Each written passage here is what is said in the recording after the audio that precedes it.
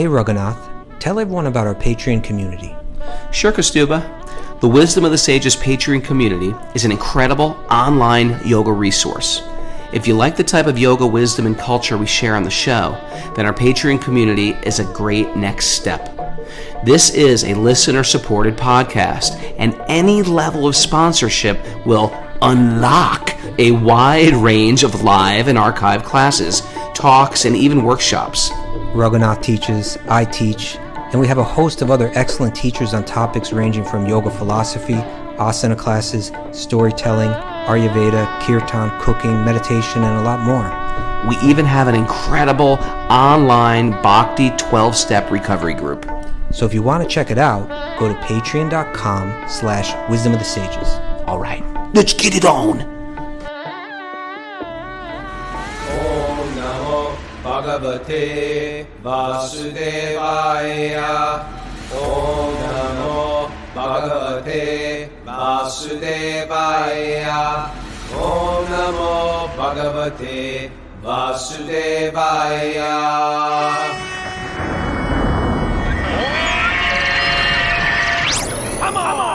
Live from New York, it's Wisdom of the Sages. Today I'm your host, Kaustubha Das. Raghunath he's probably sitting on an airplane right now, or sitting in an airport right now, or somewhere in London, or taking off from London, on his way back to the States.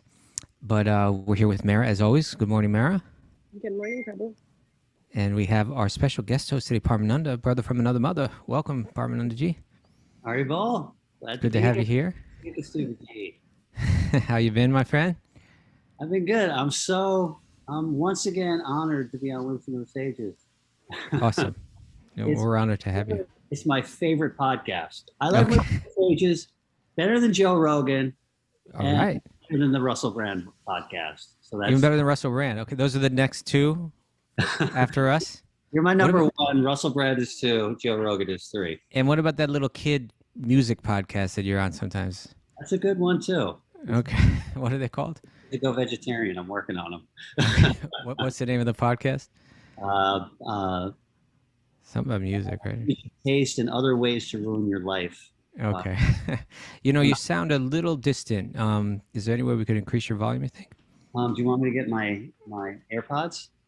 I don't know if the earpods, I don't know if you mean like with a cable or without? Without. No, I don't think those help. But maybe if you got a little closer to the mic or something like that. How's that? Is that better? Yeah, definitely. That was a little better for sure. All right, then. Okay. So, Mayor, why don't we start first off with you and see if you have any announcements to make today? We do have 2 Bhakti recovery group meetings today. The men Is this the guys and the girls today? It is. We split them up? Okay. They're separated. The men meet at 11 a.m. and the women meet at 2 p.m. Men at 11, women at 2. Yep. Okay. Do they all get together at some point? That's tomorrow. Yeah, maybe tomorrow. Yeah. Okay. All right. Anything else? Nope, that's it.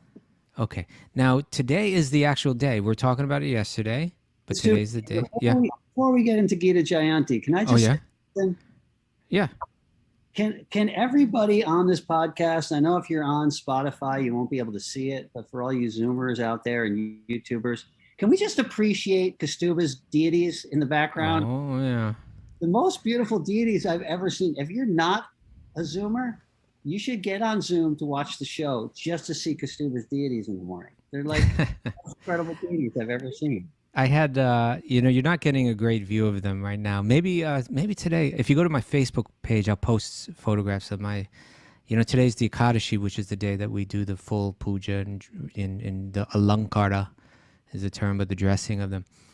And I just had a wonderful, hour and a half, just, absorbed in that meditation this morning. And I'll send you, if you want to see what they look like more up close, I'll post something on my Facebook page today. You can check them out. You got to come and see them. You saw them in person at the Broome Street Temple, Radha Damodar? I did. That's right. Okay, well, you got to come to my home sometime soon. And I saw your Gornitai deities. I think I was in Vrindavan when you bought them. Oh, yeah. Yeah. I remember. That's right. Yep. And we had the installation there in Vrindavan at Ram Roy's place over in that Sant Colony or whatever it's called over there. Me and Kaustubha are old school. We go back. We go way back. That was 2000, so even that was like well into our friendship and our practice, right? So we've been serving them for about almost 22 years. It'll be 22 years this February, I guess. Kaustubha, you're a rock. I'm not a rock. I'm just, That's so steady, man.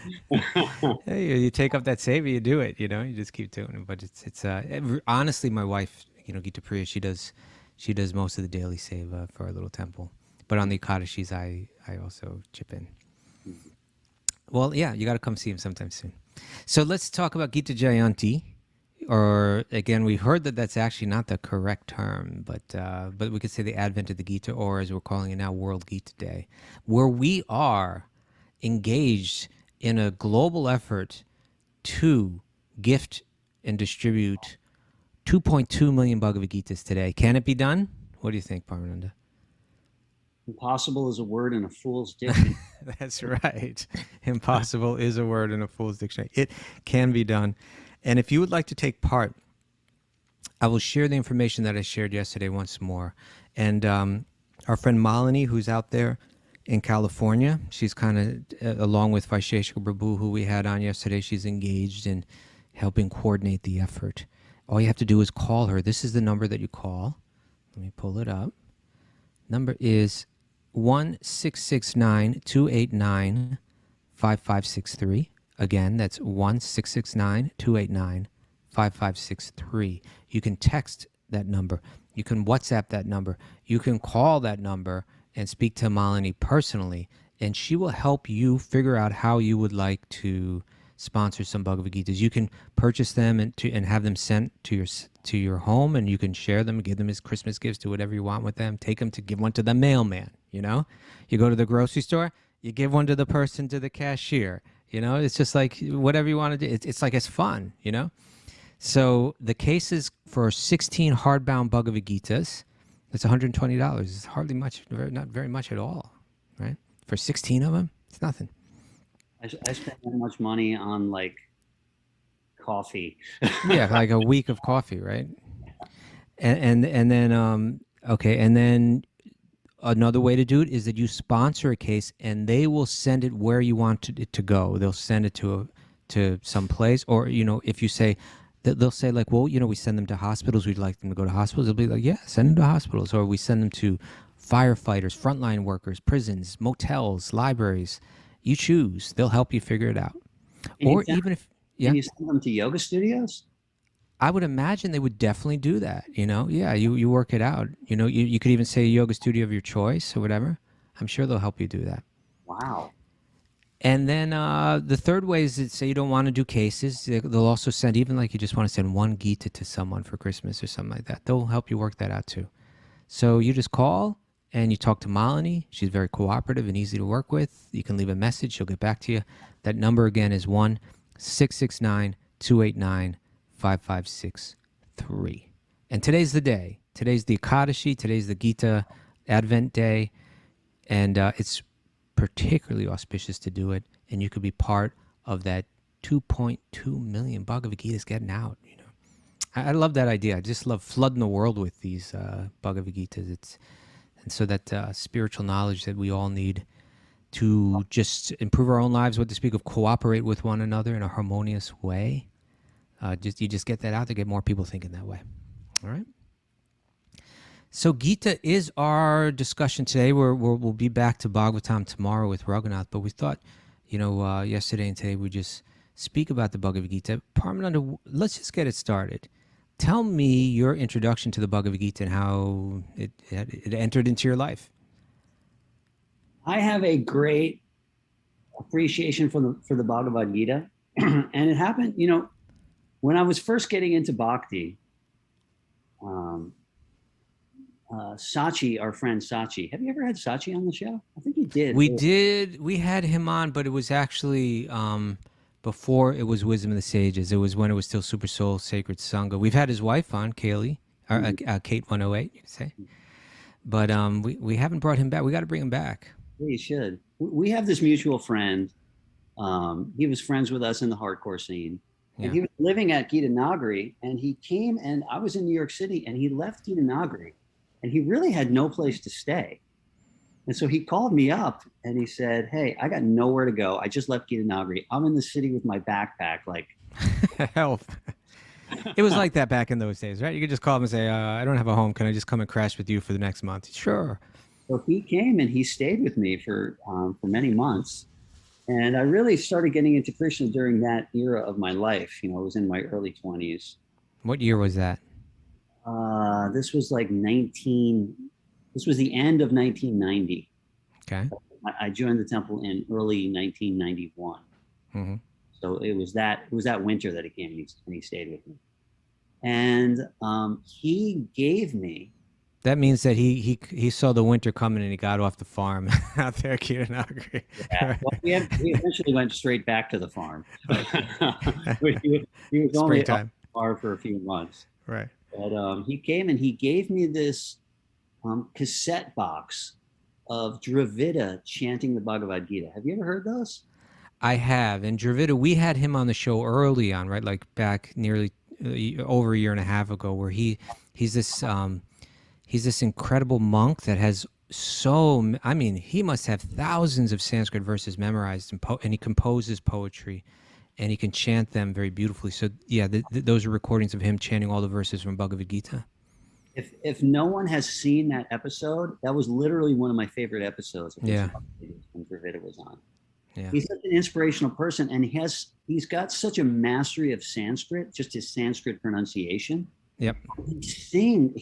All the tape was, it was no purports. It was just the verses and then the English translation with his music in the back. Mm-hmm. He sings, you know, the Bhagavad Gita, it literally means the song of God. Like those verses, they weren't said, they were sung by Krishna. That's right. And so he sings them in such a beautiful, you know, I'd never heard this before. Like I never had heard Sanskrit or chanting or anything. This was my first introduction to it. And he sings the verses so beautifully. And then he gives the translation.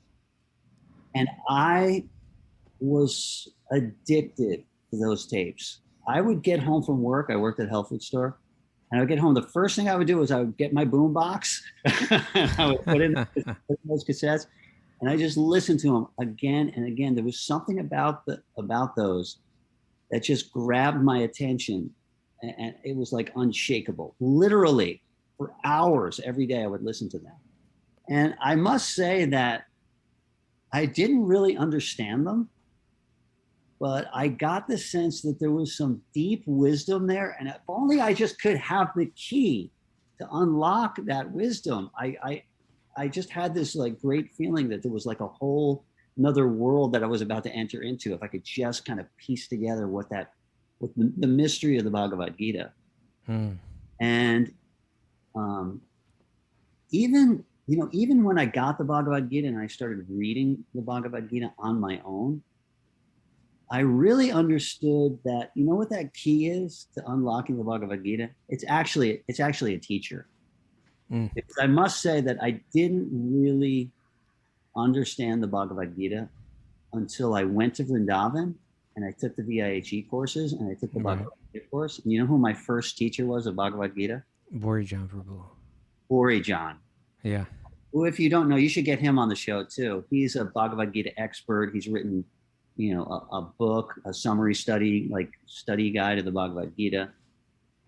And when he started teaching the Gita, it was like the whole thing opened up to me. You need a teacher to actually appreciate it. Yeah, yeah. It's like you can read the verses and there's wisdom there for sure. And you can, on that surface level, you can derive so much from it. But really, when you have a teacher that can walk you through it, it really starts to open up. It really gave me the sense of, you know, you can read it and sometimes you get really bogged down in the commentary and you lose the thread. Yeah. This is an actual conversation. And, you know, you understand that this is Krishna trying to make bhakti accessible to Arjuna. He gives him all these different arguments and you understand, you know, Krishna's, you know, first he tries to argue at, you know, to Arjuna as a Kshatriya, as a warrior. He tries to fire him up as a warrior. He almost kind of like insults his manhood a little bit in the beginning to try to get him, to fight. But it's so interesting when you learn it as a conversation and there's different points being made, and Arjuna doesn't understand certain things and Krishna has to reiterate points. Like, you don't really get that sense just being just picking up the Bhagavad Gita on the first read. You really have to study under a teacher. And I really felt that, after just that month of the VIHE studying with Borijan, I really felt like I was beginning to glimpse the Bhagavad Gita. So that key is a teacher. Everybody, you need that teacher. Right. Yeah, and I also took those courses from Borijan Prabhu, and maybe we're even sitting in the same ones in Vrindavan back then. And, part of what he did and what other good teachers do is they're drawing from the commentaries, some of these classic commentaries on Bhagavad Gita from people like Vishwanath Chakravarti Thakur, Ramanuja, and others.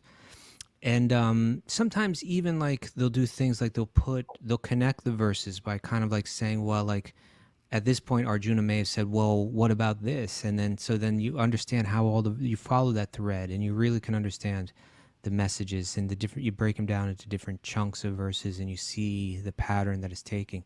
And it all becomes very clear, where it might not be so much if you're just picking it up on your own for the first time. Yeah. I also had when I became a devotee and then I went to Gita Nagari, I also had some good Bhagavad Gita stories. Mm-hmm. But do you want to, if I could squirrel out, can I squirrel out? Go ahead. You haven't squirreled yet. I'm used to squirrels running left and right. So. Get me to Gita Nagari. I have a great story that involves a Krishna miracle. Okay. And I'm here as kind of like a representative of Raghunath for the day, so I got to tell a Krishna miracle. Okay. And some people are very kind of like pragmatic and practical and reasonable, and they might not accept these Krishna miracles. These Krishna miracles are so real. Okay. He can reach through space and time and enter into your life and send his hand down and like lift you up when you need it. It's just true. So I was living, Steve was living at my house, at my apartment on 14th Street, which is where the Apple store is now, right across the street from the Apple store. On the west side. Back then it was a $500 junky apartment. It's like the nicest neighborhood in the world. But, and I really started getting into Krishna. Like, he was taking me to the temple. He took me to Satsvarup Maharaj's Vyasa Puja. And he had left Gita Nagari, but he really wanted to go back there after a few months. So it was only about 3 months of him living at the apartment with me. And I started chanting, and I was chanting pretty regularly. I think I was chanting 4 rounds a day. And he said, hey, I'm going to go back to Gita Nagari. Do you want to come with me? And I was like, you know what? I do want to go with you. I knew practically nothing, but I was listening to those Bhagavad Gita tapes and I was fascinated by them. And I just kind of wanted to get into this whole bhakti thing. And so I started getting ready to go to Gita Nagari, and I started selling everything that I owned. Like, I really just wanted to kind of like just renounce the material world. You ever been there? Did you sell that guitar? This is funny. Yeah. I sold everything that I owned except for my guitar. I think I knew that I was going to need that guitar, and it's almost weird that I didn't sell it. But I remember I was even walking down the street one day on 14th Street, and I ran into these 2 straight edge kids from France. And I said, hey man, I'm about to join this Krishna temple. Do you want to buy all of my straight edge t-shirts? And they came in and and I had hundreds of like, all those old straight edge t-shirts that you can buy on eBay now for like $500. They bought them all for $200. Wow. I sold all my furniture. I had an incredible record collection, and I sold the whole thing, and I only got $1,500 for it. If I had it now, it's probably worth well over $100,000. No lie, well over $1,000. This is another Krishna miracle. I took that money from the record, and we also have a mutual friend, me and Kaustubha, Satyaraj. Yeah. Satyaraj, I had been going to the Brooklyn Temple, and he had been mentoring me, and he had actually been explaining the Bhagavad Gita to me too. And I had such a deep appreciation for him. that when I sold my record collection, I went in for a Sunday feast and I saw Satraj. I said, Satraj, I sold my record collection. I just want to give you the money. I had $1,500 in an envelope and I handed it to him. And he said, oh my God, I can't believe this. He had just written the book. I believe it was Lives of the Vaishnava Saints. Nice book. I wrote this book. I have no money to print it. I have absolutely no idea how I was going to get the money. He was like, oh my God, now I can print the book. And he gave me like a huge hug, which if you know Satraj, Yeah, he's not the touchiest guy in the world. So just to get back to my own Krishna miracle, that was his Krishna miracle. Right. The last thing that I sold was my books. And I had all these new age books because even before I got into Krishna, I was trying to get into spirituality. So I would spend all my money at East West Books, and I would buy books on like Buddhism and Taoism and the Essene Gospel of Peace, and anything that I could kind of get my hands on that was somewhat spiritual. So I had boxes of these books, and it was the last thing that I sold, and it was right before we were going to Gita Nagari. I think we were going to Gita Nagari like the next day, and my apartment was empty except for these boxes of books. And I got in a cab, and it was at night, and I had all these books, and I went down to the Strand bookstore. I'm sure you know that one well. Sure. Still go there. Used bookstore, great bookstore. And when I was in the cab, I was having like a nervous breakdown. I was having like a panic attack because I was thinking like, what am I doing? I've just sold everything that I owned. I'm about to move to a Krishna temple. Am I crazy? I don't know if you've ever been there, but like, what am I doing? Like, I have nothing. I can't even go back to my apartment. I already gave up my lease. I have no furniture. I have no clothes. Like I felt so lost in that cab and so kind of like desperate. And I started praying to Krishna. I was like, Krishna, if this is all real, you have to give me a sign. Like, I can't take it. I'm losing it right now. You have to give me a sign that this is all real and I'm doing the right thing. And I was like, you have to, Krishna, you have to. And I got out of that cab and I walked into the Strand, and there was a guy with a handlebar mustache. He was like probably one of the original hipsters. Mm-hmm. And it was right before the store closed. It was like a half an hour before the store closed. And when I walked in with all these boxes and I said I wanted to sell some books, you could see the look on this guy's face. Like, he wants to close up early. Here's a guy walking in with like a ton of books. Now he's got to take care. I could see he has to evaluate them all. And he was so visibly annoyed. And then he takes the books and he says, look, there's no haggling. We take whatever it is, 5% of the price of the book from the back of the book. And that's how much you get. We know it's not a lot, but whatever. Do you still want to sell these books? And I was like, yeah, I want to sell them. So he gets out his calculator.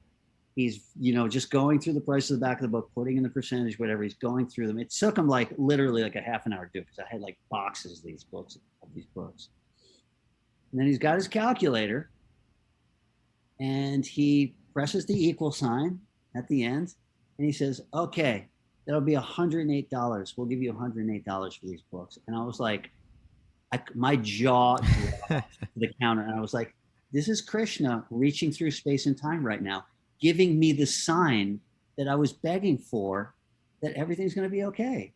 There you go. That's a Krishna miracle, Kaustubha. Come on. I'll give you a Krishna miracle on that, because it could have been like, let's say it could have been anywhere. Let's at least give it a 100-point range. It could have been anywhere from like, say, 50 to 150, and it was 108 exactly. So let's call that 1 out of 100 chance or something like that. The percentage of the books that I had. The books. It's a downright miracle. That's a miracle. And anyway, so mathematically, it's a miracle. It is. It's a miracle. All right. So the next day we went to Gita Nagari, and Gita Nagari is this cow protection farm. And at the time that I went, there was barely anybody working there. I mean, they literally begged Sachi to come back. If anybody knows Sachi, he's this big, strong guy that can do the work of like 10 men. But we're begging him to come back. And so finally he decided to come back, and there was barely any people to take care of the cows there. I mean, it was literally me and Sachi taking care of 150 You became a cowherd boy. Yeah, I did. I became a cowherd boy. How And long did you live with the cows there? I think it was like 6 months or something like You were that. serving them every day? Yeah, every day. I took care of the cow barn. He took care of the bull barn. They say to be considered a real bridge boss, you have to live and serve the cows for at least a year. I got 6 months under my belt. All right. I still got 6 months to go. But there was so much work to do at the farm that there was nobody that was really training me in Krishna consciousness. There was barely anybody to give Bhagavatam class. Sometimes most of the time for Bhagavatam class, they would just have a tape of Prabhupada's Bhagavatam class. It would just be me and Sachi sitting in the temple room listening to this tape of Prabhupada. Which really isn't the same as having a person there that you can ask questions. It wasn't like I was getting trained. But my first Bhagavad Gita teacher was Mukta Vandya. Do you know Mukta Vandya? Muktavanya, yeah, of course. And Mukta, I gotta say, there's a lot of like really prominent people in the Bhakti tradition. You have your Radhanath Swamis and your Juna Swamis, and these people that are famous, and they have thousands of disciples. But there are a lot of really saintly people in Bhakti you will never hear from. They're behind the scenes. No one knows about them. Their humility is just like, off the charts. And they're just like, these people that have been, washing pots, at Krishna temples for like, decades. And they're actually super advanced, very, very pure souls. And Mukta was one of them. Yeah. He was super busy. He was basically selling flowers and supporting the whole farm through his humble service of selling flowers, like on his little flower stand in the street. So he kind of took a little pity on me, and he's like, here's this new guy and nobody's training him. So he used to give me Bhagavad Gita classes, and he was the first person that got me into learning verses. I didn't even know like people would memorize verses, but he would say like, yeah, it's part of our tradition. You memorize the verses. And so I said, okay, Mukta, I'm going to learn a verse today. And he says, what verse are you going to learn? And I said, I don't know. I'm going to open the Bhagavad Gita and I'm going to put my finger down, and whatever verse that goes to, I'm going to memorize today. He says, okay, do it in front of me. And he says, let's do it right now. So we pulled out this we got the Bhagavad Gita that we were studying. And I literally opened it up and I went like that. And do you want to laugh? Do you want to know what verse? I still remember this verse to this day. Do you want to know what the verse is? Yeah, I'm dying to hear.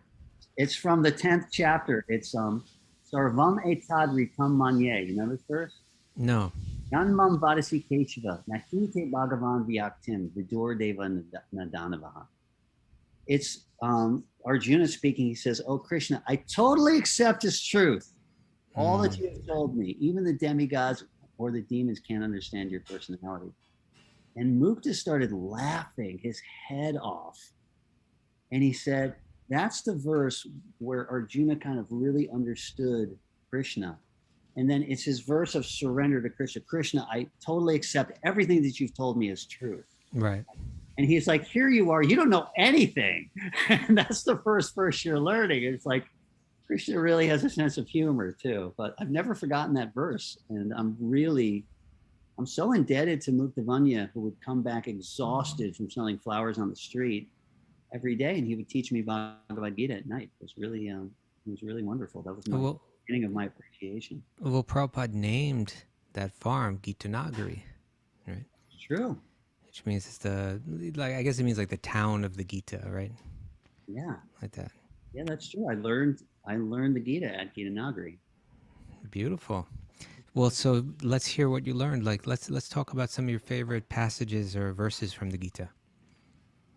I was thinking about this.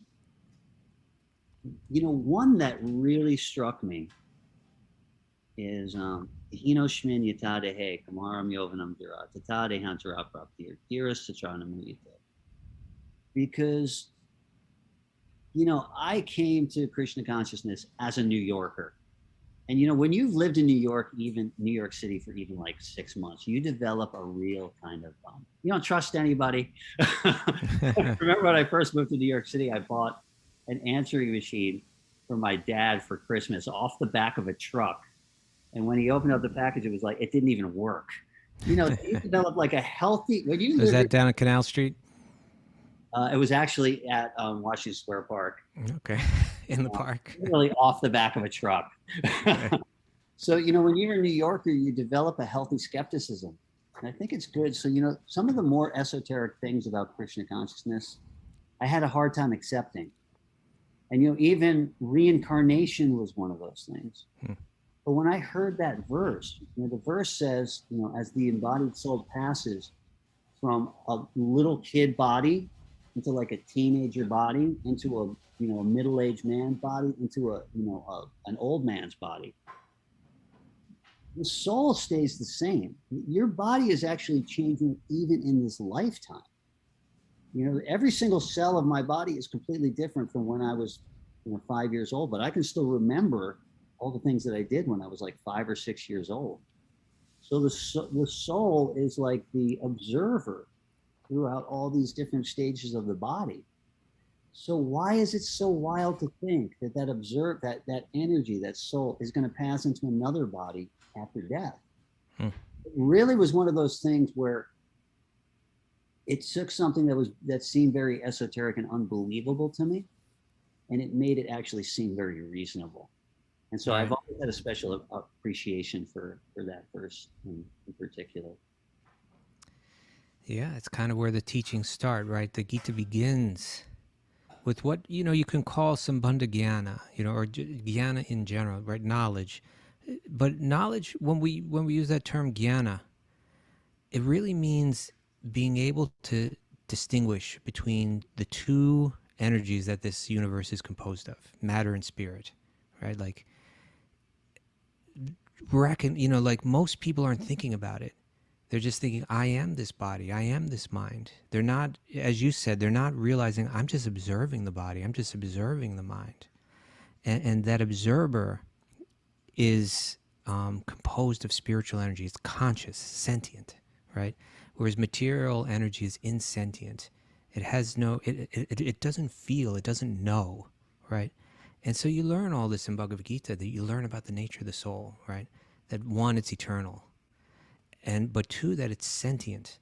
And both of these distinguish it from the material energy. And sentient means that it knows and it feels, right? It can know its own true nature, its own spiritual nature, and it can feel. And what does it feel? Ultimately, what the soul feels is bliss. Therefore it's called Purusha, right? The enjoyer. That our nature is to enjoy. And to be able to kind of like, for the first time, I know exactly the what you were going through, because I was going through more or less at the same time, maybe a few years earlier, a couple years earlier, right? Where somehow at that age we were kind of like wondering, you know, okay, well let's try to figure out what you know what life is, what the point of it is, you know, and that idea that, oh, okay, I get it, right? I'm something different.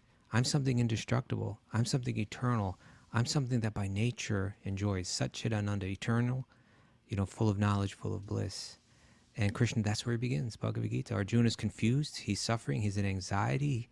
Where does Krishna start? Start by understanding you're not the body, right? Beautiful verses. What's one of your favorite verses, Kaustubha? You know, of course, there's so many, but there's a few places, a few passages that I've been, I don't know, more recently just I think about a lot. But if I had to pick one verse, well, in the 6th chapter, text 30 is a verse that I'm just, to me, right now more than any. But like if you read text 29, 629, Krishna says, a true yogi. And you know, this whole section, you know, beginning at about verse 20, where Krishna is describing the consciousness of the advanced yogi. So by the time you get to text, they're all beautiful verses. And by the time you get to 29, it starts to get more personal. It starts, Krishna's not just describing anymore a feeling of detachment or a feeling of even bliss being free from the influence of the material energy, but now he starts to get to like the connection with him, the connection to him in the heart. and then ultimately the vision of the yogi, that he sees Krishna everywhere. So text 29 says, a true yogi observes me in all beings and also sees every being in me. Indeed, the self-realized person sees me, the same Supreme Lord, everywhere. And then text 30. And to me, this, it's something that I really would like. I need to speak to someone who's like more learned in the Upanishads and the Vedas. But I have my theory about this verse, text 30. This is text 30. Yo mam pashyati sarvatra, sarvam cha mai pashyati. Tasyaham na pranasyami, sacha me na pranasyati. That for one who sees me everywhere and sees everything in me, I am never lost, nor are they ever lost to me. And to me, that is what this is my theory about this verse. You stole one of my favorite verses too. That one hits me in the heart every time. Well, that's my point. Is I think if you read the Vedas and you read the Upanishads, you don't get a verse like this. And I think even the Mahabharata up to this point, where you'll read a lot in the Vedas about worship. And their worship, let's understand it as like everything that we have in life is given to us. Everything that we have is provided for us.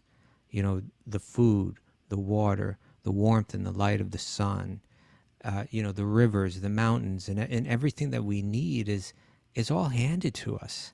And so the Vedas are saying that if you want to live a good and happy life, you need to recognize that if you're not feeling some sense of gratitude, you're really like an unevolved person. And you really should actually be showing some gratitude for that through your hymns, right? Through your prayers or through your rituals. And by performing these rituals and singing these hymns to the gods, well, in this way, you'll begin to cultivate that appreciation. You'll cultivate that gratitude. And that's a really healthy thing to do. And not only is it healthy, if you just want to be happy in this world and get the good things of this world, well, that's a really good way to go. And so you hear about, that type of worship and then the benefits that you receive, the blessings that you receive for we can say for offering the ritual, but really through cultivating that consciousness, right? But I don't think we ever hear anything like this where, like you can worship, if you read the Agni, the god of fire, or Indra, the god of the rain, and so on. But do they ever turn around? Like it'll be mentioned what they'll give to you, how they'll reciprocate with you. But this verse is different. Because here, right, it's like Krishna says, he not only says that I'm never lost to them, like they'll have, if you see me everywhere and see everything in me, then this is what you get. But Krishna, he also says, he talks about how he's affected, right? So he says, I'm never lost to them, nor are they ever lost to me. In other words, when you're approaching him with love, when you're seeing him everywhere, not only does it affect your experience, but it shows that God himself, to me, it's the first hint, because we're text 30, there's going to be 47 texts in the sixth chapter. And then we get to the seventh chapter where the theme of the Gita changes and it becomes all about devotion, all about God, finally this confidential knowledge not just about like the workings of the material world, but knowledge of the heart of God as a person, that he's affected, that he's touched, that he's moved, that he's vulnerable ultimately to love. And so to me, this verse is the first hint of that maybe we get in all of the Vedic literature where he says, I'm never lost to them, but they're never lost to me. I'm moved by them. I'm touched by them. I'm influenced by that devotion. It changes me. So I think, in that sense, it's a really special verse. When I read that too, it really is Krishna revealing his heart. For the first time in the Gita, Krishna kind of reveals his heart. And it's right before the middle 6 chapters. If you don't know the Bhagavad-Gita, the middle 6 chapters are the ones that are about bhakti. So they're kind of, if you have something, that's very precious, you put it in the middle of something. You put it in the box. You keep it safe in the middle. So those 6 chapters of the Bhagavad Gita are about, the middle 6 are about bhakti. But that's even before those It's right before those chapters start. It's like the middle 6 chapters are starting to bleed over a little bit into the 6th chapter. Yeah. Right? Like the 7th chapter is bleeding over a little bit into the 6th chapter. You're getting a hint of where the Gita is about to go. Yeah. Yeah. Yeah, so Wow. I love that. I love that verse maybe right now more than any other. Kaustubha, you're so astute and scholarly. Can I tell one of my other favorite verses, and I'll just tell kind of like a stupid story? However you share it, it will be wonderful. Another one of my favorite I usually have verses that I don't even have this verse memorized. I should actually memorize it. But I usually have things that happen in my life that verses are very relevant to. Mm-hmm. And one time when I was on, I've been on a couple of times, but one time when I was on, did I tell that near-death experience? I think I told it on the Wisdom of the Sages story. Near-death experience. I don't remember. When I told it, if anybody wants to hear the story, I did a yoga class for Patreon, and I told the story of my near-death experience with the van before the yoga class. If you want to hear it, look it up on Patreon. But it's funny. I've had many, many near-death experiences, more than one person should have in their lifetime. You got 9 lives? When you're involved in the hardcore scene, and you're a professional hardcore guitarist, expect to have multiple near-death experiences. Okay. But I had this one where, I don't know if you've ever heard this one before, but Shelter was on tour, and we stayed with our publicist in New Jersey. She lived right in the Jersey Shore. She lived pretty within walking distance of the beach. Okay. And so I was a brahmachari. Mantra had just come out. And I woke up early and I said, I'm just going to go to a japa walk on the beach. Everybody else was still sleeping. And so I woke up, it was still dark out. I walked down to the beach, and I just chanted like all my rounds almost in one shot. I chanted 15 rounds just walking up and down the beach. And then it was summertime, sun came out, and it was really hot. And I was like, I'm just going to go swimming. And I chanted 15 rounds, and I was like, I'm going to save a round for my walk back, because it was about a 1 round walk to the beach. Okay. So I put my bead bag down and I went swimming. There's nobody else out on the beach. There's nobody out anywhere. It's like the crack of dawn. Sounds ominous. Okay. And so I went swimming, and I'm swimming around, and then I noticed man, oh man, am I far from the shore. Did you ever do that? Like the riptide just takes you out. And I was like, this is nuts, man. I'm pretty far from the shore.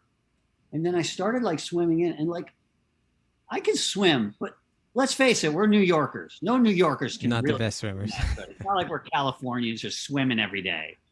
Right. So I'm swimming, and I am getting absolutely no closer to the shore. As a matter of fact, I'm getting pulled out farther. Even though I'm trying to swim towards the shore, I'm just being pulled out by this current, and I'm getting farther and farther out. And I'm starting to panic.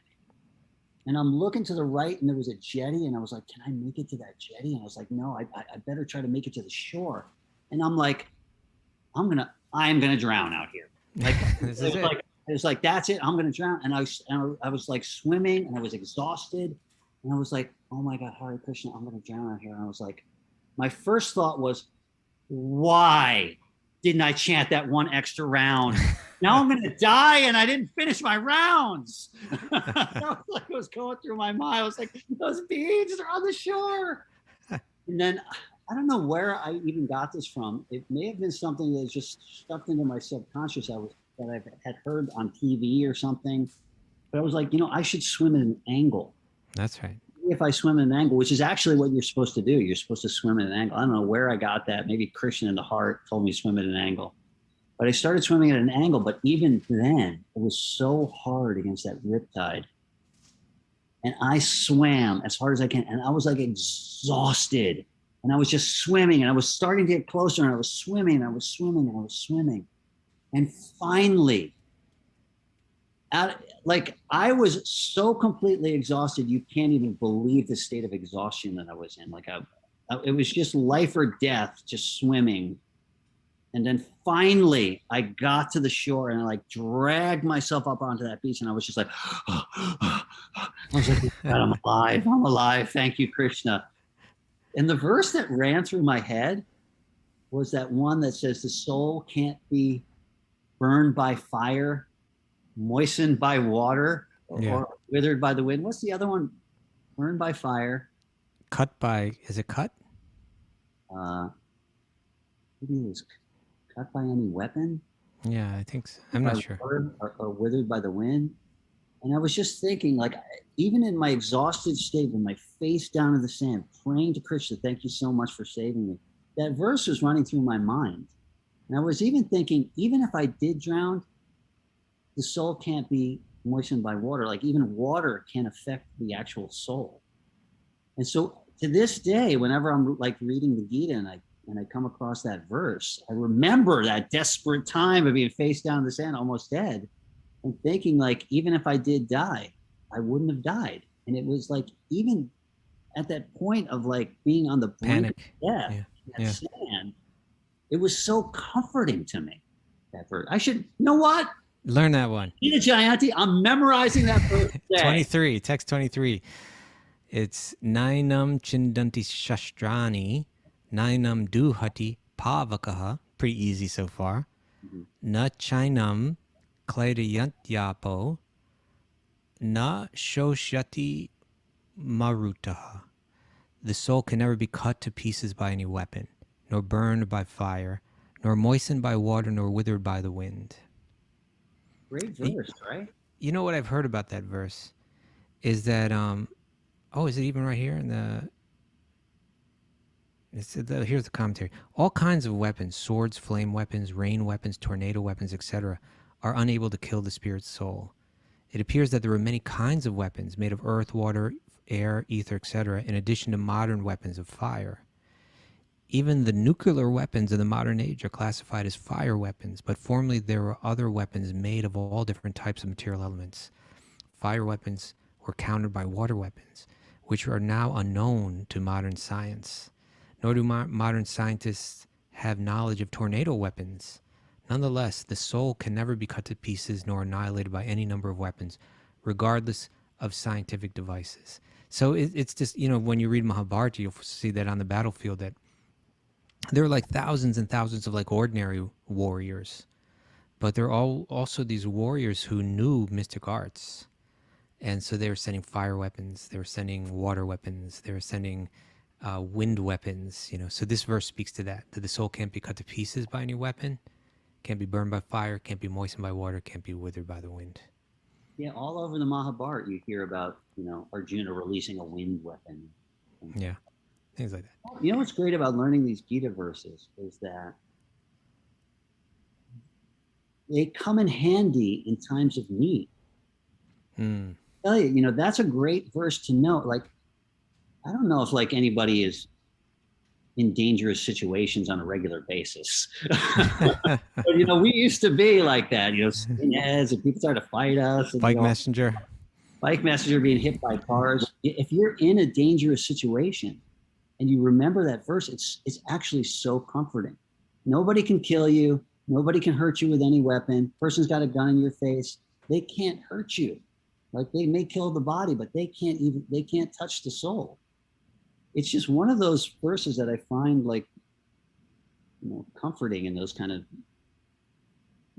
life or death situations. Well, one verse, maybe I can find it right now, but something that I always meditate on, and it's very Gita related, is that there's this passage in Bhagavatam where it's just after Krishna's left, right? Like Krishna leaves the earth. And Yudhishthira, who's at that point king, he's recognizing all kind of inauspicious omens, and he's wondering what are they indicating. But it's like he knows, because he lists a long list of things that it could be, right? But the last one is, could it be that Krishna left? And then Arjuna, who was away in Dwarka, which was where Krishna was from. I love this story because I love it. He comes back at that time, right when Yudhishthira is feeling that premonition that something's really wrong, and Arjuna shows up, and when he sees Arjuna, you can just look at his face and see how dejected he is, And and Arjuna, he's saying to Arjuna, what is wrong? Could it be this? Could it be that? What is it? He goes through a long list of things. And finally, again, at the end, he says, or could it be that Krishna has disappeared? And then Arjuna confirms his fear that, yes, Krishna's left. And as a matter of fact, Krishna's entire dynasty is left. And he's totally dejected. But then, even he's found he's lost his power as a warrior and so on, and he's lost his dear friend. He's in a position, of those kind of I suppose we all have some kind of little fear. The phone rings and you get some really bad news. The phone rings and you hear, someone dear to you has passed away, or some kind of tragedy is struck. And so the two of them are in the midst of such a tragedy. But then Arjuna says, but there's just one thing, right? There's one thing that's giving me life and giving me hope. And what is that? It's when I think about him giving me those instructions on the battlefield, right? Speaking of the Bhagavad Gita, that those instructions on the battlefield are what give me life now. And I've always thought of it that way, and I've always found it to be true, that what the Bhagavad Gita does for us, it's not, when we think of that Bhagavad Gita, and this is a point that Vaisheshika Prabhu was speaking on yesterday.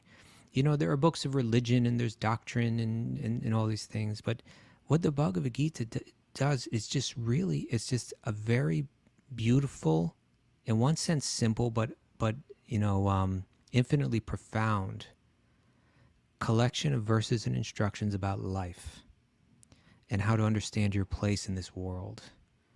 And when you understand it, when the verse that you were quoting, now my illusion is now gone, right? Now I understand who you are. I accept everything that you're saying is truth. If you can hear the instructions of Gita, meditate on them, apply them in your life, you'll be able to see truth. And when you see truth, fear disappears, anxiety disappears, right? And you feel relief.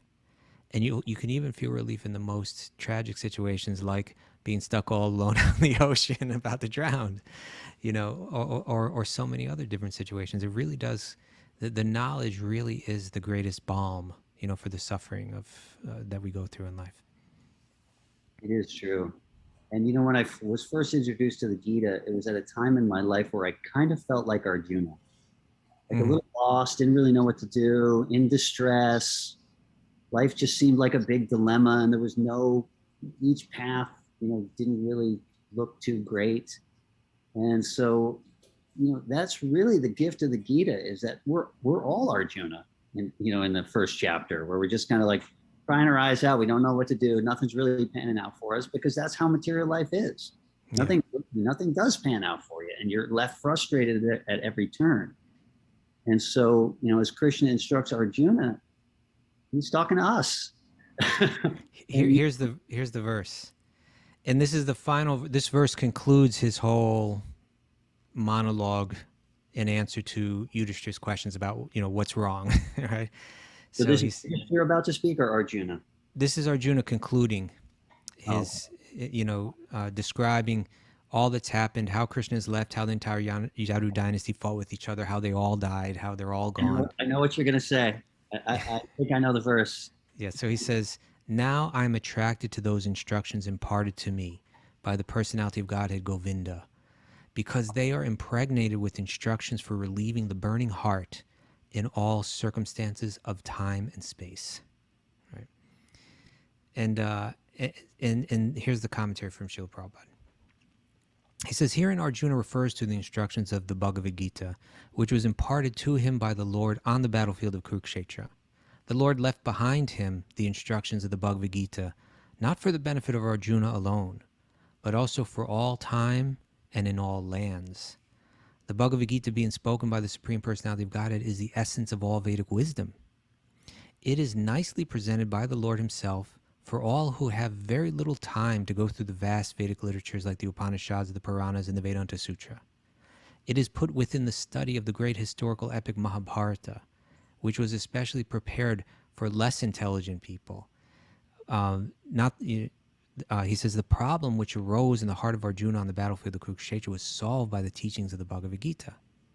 Again, after the departure of the Lord from the vision of earthly people, when Arjuna was face to face with being vanquished in his acquired power and prominence, he wanted again to remember the great teachings of Bhagavad Gita, just to teach all concerned that the Bhagavad Gita can be consulted in all critical times, not only for solace from all kinds of mental agonies, but also for the way out of great entanglements, which may embarrass one in some critical hour. It's great stuff, right? Drop the mic. Bam. Yeah. I mean, it goes on. Let's hear, because this is one, it's just Prabhupada's commentary on Bhagavad Gita. It's kind of a long commentary, but I'll read a little more. He says, the merciful Lord left behind him the great teachings of the Bhagavad Gita, so that one can take the instruction of the Lord even when he is not visible to material eyesight. It's such a fact. I mean, just having the faith that this book, when you hold it in your hands, this is the way the Vaishnavas think, right? This is the way that the true Bhakti-yogis think, is when they're holding that in their hand, they realize that this book, it's not just like a book with information in it, but it is a manifestation of Sri Krishna. In once we can understand that this is non-different than him. It's alive, right? It's glowing. Like if you had a big sensor, that could pick up what is spiritual and what is material in this world, and you could put it over it, right? And it would buzz. So, like as you go over every living body, there'd be that little spark in there of life, and you would get that signal. But if you held it over that Bhagavad Gita, which appears to be just like, material energy of, a combination of paper and ink, it would actually, that sensor would be like going off, because it is non-different from Krishna. It is pure spiritual energy. It's conscious, and it will speak to you, and it will enlighten you, and it can save you in the most critical hour. In Bhagavad Gita, there's nothing like it. So today is the day. Today's the day. It's the Gita Jayanti. Again, if you would like to participate in the distribution of these books and sponsor some to go out to some people and just get those vibrations out there more, please call Malini at 1-669-289-5563. That's 1-669-289-5563. And she'll help you figure out how you can take part. And we'll see tomorrow, we'll have the word whether we reach the 2.2 million Bhagavad Gitas around the world. Wow, that's exciting. Yeah. Thank you so much for joining us today, Paramananda-ji. Kaustubha, such an honor. You're such a great soul. You're a gem. Come on. You are. The deities out there are so happy, just gazing upon you every day during the Bhagavatam. Thank you for having me on. Look forward to bringing you back on again sometime soon. I think when I go to London, maybe you and Raghunath got to do the show together, because I'm going to have to be doing what he was doing there, recording all day. God forbid it's just me and Raghunath. It's just going to be squirrels everywhere. The whole class. It could be. I'm sure it'll be fun, though.